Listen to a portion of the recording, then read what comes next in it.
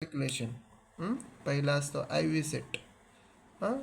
I V सेटला 1 ml 20 drop असते 1 ml मध्ये. दुसरा असतो बी टी सेट. बी टी सेट म्हणजे blood I V set. 1 ml मध्ये 10 ड्रॉप्स असते. तिसरा असतो पेडी सेट म्हणजे ड्रिप सेट. 1 ml मध्ये 60 ड्रॉप असते. उदाहरण, नेहा हा पेशंटला 500 ml DNS 12 तासाला देणे आहे, तर 1 मिनिटाला किती ड्रॉप पडले पाहिजेत?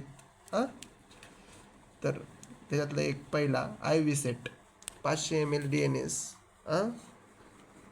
भागिले 12 तास गुणिले 20 ड्रॉप. 20 ड्रॉप म्हणजे हे त्याला 1 ml ला 20 ड्रॉप असतात, त्याच्यामुळे हे 20 ड्रॉप बरोबर question mark. Okay. 500 ml DNS भागिले 720 मिनिट. 12 तासचे मिनिटमध्ये केले ते 720 मिनिट गुणिले 20 ड्रॉप.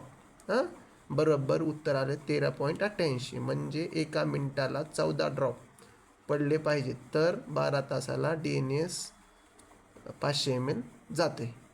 ओके. सेकंड बी टी सेट. बी टी सेट म्हणजे blood I V set 500 ml DNS भागिले 12 तास गुणिले 10 ड्रॉप्स. 10 ड्रॉप्स म्हणजे 1 ml ला 10 ड्रॉप पडले. 1 ml मध्ये 10 ड्रॉप पडतात, 10 ड्रॉप असतात, त्याच्यामुळे हे 10 ड्रॉप येते क्वेश्चन मार्क. 500 ml DNS भागिले 720 मिनिट गुणिले 10 ड्रॉप्स बरोबर उत्तर 6.94 ड्रॉप्स. म्हणजे 7 ड्रॉप्स 1 मिनिटाला पडले की 12 तासाला 500 ml DNS जाते. तिसरं ड्रिप सेट म्हणजे पीडी सेट बरोबर 500 ml DNS भागिले 12 तास गुणिले 60. 60 म्हणजे 1 ml ला 60 ड्रॉप असतात आय व्ही, त्याच्यामुळे 60 ड्रॉप्स. 500 ml DNS भागिले 720 मिनिट गुणिले 60 ड्रॉप्स बरोबर 41.66 ड्रॉप्स. म्हणजेच 42 ड्रॉप एका मिनिटाला पडते